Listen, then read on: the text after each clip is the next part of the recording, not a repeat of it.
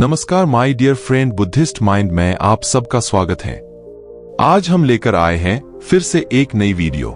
तो वीडियो को पूरा देखना फ्रेंड, और वीडियो अच्छा लगे तो चैनल को लाइक और सब्सक्राइब जरूर करना।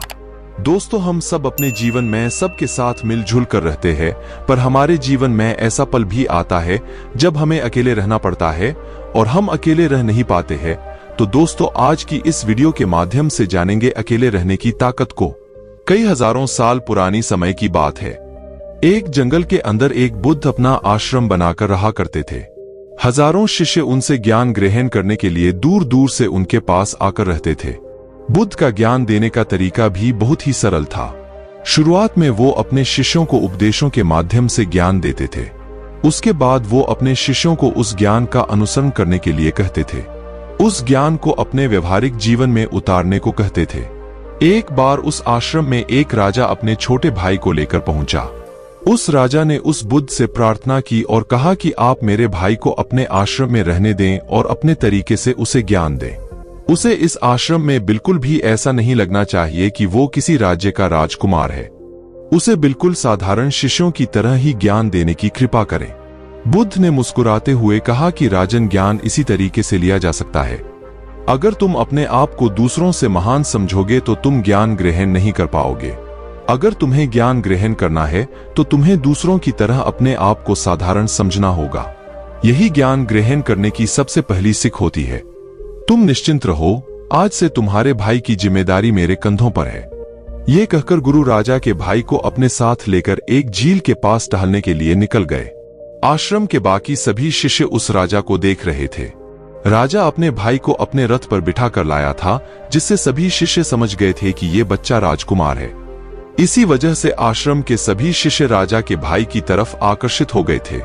जब बुद्ध राजा के भाई को लेकर झील के पास टहल रहे थे तो राजा का भाई अचानक फूट फूट कर रोने लगा, क्योंकि अभी वो सिर्फ 10 वर्ष का था और 10 वर्ष की आयु में उसके बड़े भाई ने उसे अपने से दूर करके चला गया था। ये सदमा वो बच्चा सहन नहीं कर पा रहा था। वो नहीं समझ पा रहा था कि उसके बड़े भाई उसकी भलाई के लिए उसे उस बुद्ध गुरु के पास छोड़ करके गए हैं। उसे रोते हुए देखकर बुद्ध ने कहा कि बेटा, मैं तुम्हें चुप नहीं करूंगा। हो सकता है कि आज मैं तुम्हारे आंसू पोंछ दूं, लेकिन कल तुम फिर अपने आप को अकेला पाओगे। याद रखना, जीवन में इंसान अकेला आता है और अकेला ही जाता है। जितनी जल्दी जो इंसान इस बात को समझ लेता है, उतनी जल्दी आत्मज्ञान के रास्ते पर निकल जाता है।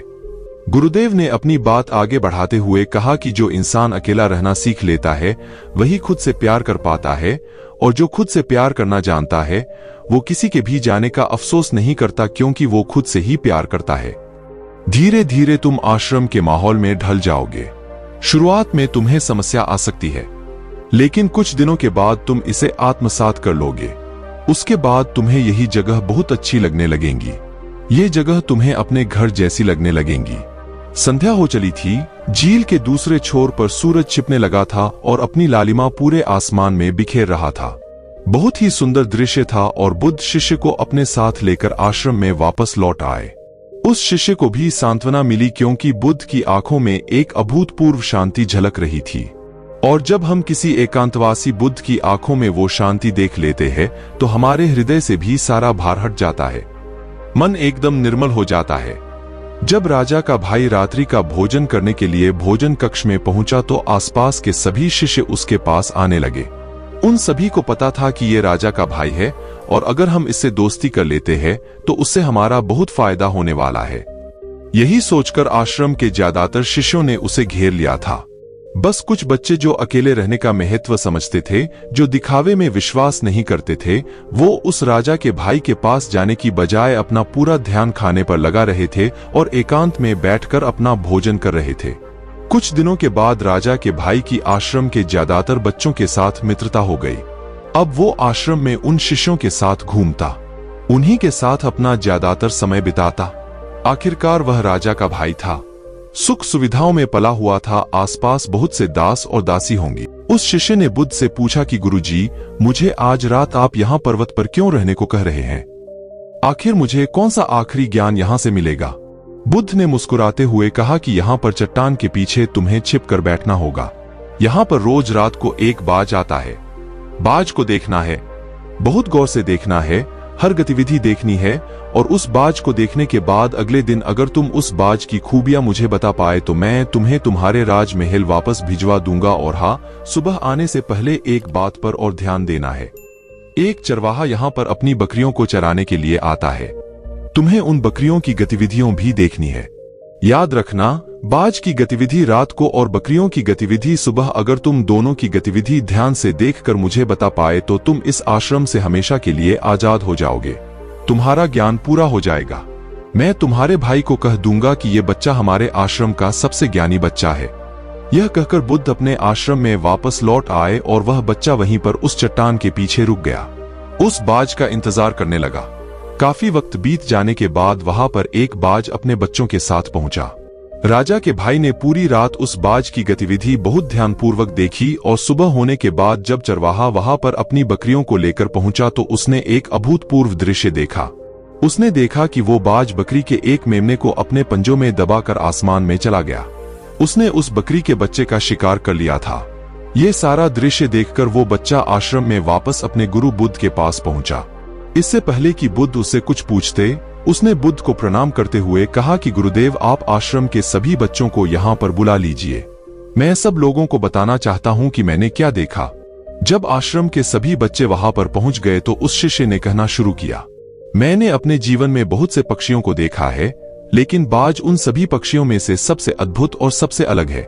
उदाहरण के लिए एक तोता हम सभी ने देखा है। तोता बोलता तो बहुत है, लेकिन कभी ऊंचा आसमान में नहीं जा पाता। लेकिन एक बात जो कि हर समय शांत रहता है, वो आकाश को भी छू सकता है। उसमें आकाश को छू लेने का सामर्थ्य होता है। जब भी एक बाज अपने शिकार को निश्चित कर लेता है तो वह उसी शिकार पर अपनी नजरें लगाए रहता है।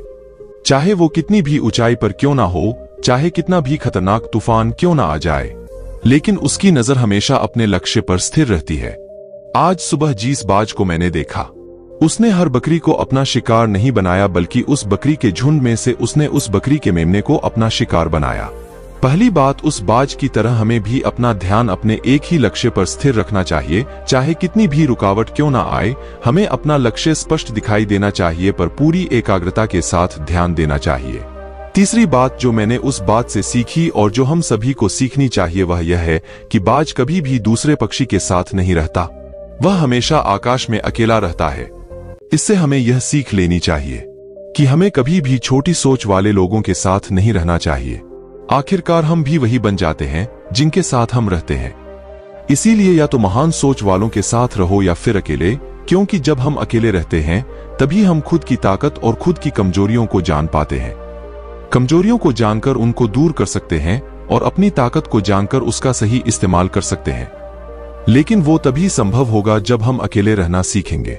चौथी सीख जो हमें एक बाज से लेनी चाहिए कि एक बाज हमेशा अपनी सीमाओं से ऊपर रहता है। जब तूफान आता है तो हर एक पक्षी अपने घोंसले की तरफ भागता है, खुद को छुपाने की जगह ढूंढता है, लेकिन बाज ऐसा कुछ भी नहीं करता। वो खुद की सीमाओं को हटाकर बादलों से भी ऊपर जाने का प्रयास करता है।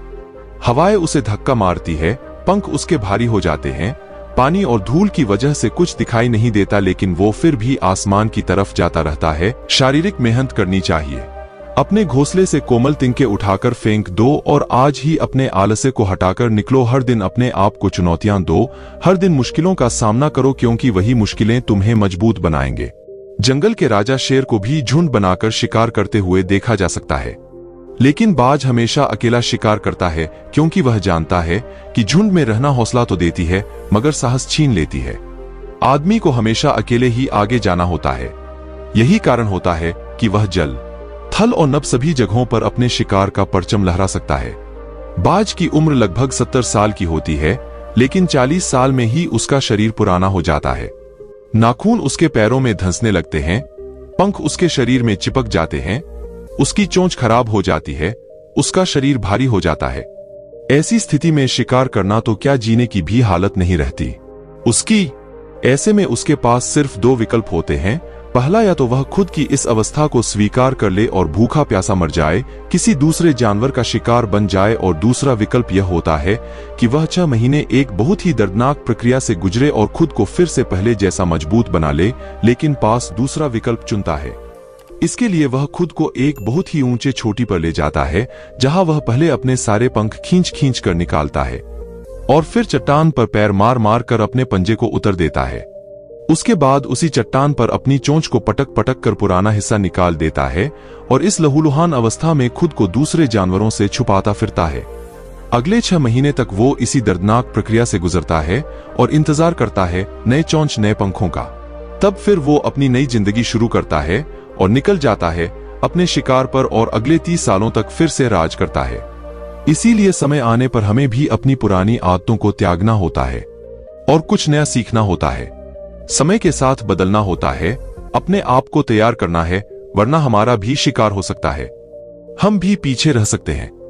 इसके बाद राजा के भाई ने बकरी की विशेषता बताते हुए कहा कि बकरी हमेशा झुंड में चलती है, उन्हें झुंड में एक साथ चलने से हिम्मत मिलती है, लेकिन जैसे ही उन पर शिकार होता है वैसे ही वो बकरियां तितर बितर हो जाती।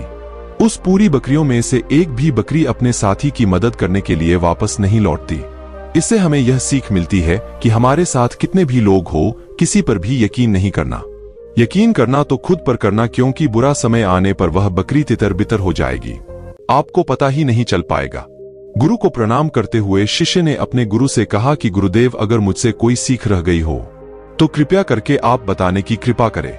गुरु ने सभी बच्चों को संबोधित करते हुए कहा कि ये सभी बातें जो अभी इस बच्चे ने बताई है सब सही है, लेकिन ये सारी खूबियां आप लोगों में तभी पैदा हो पाएगी जब आप अकेले रहने का अभ्यास करेंगे।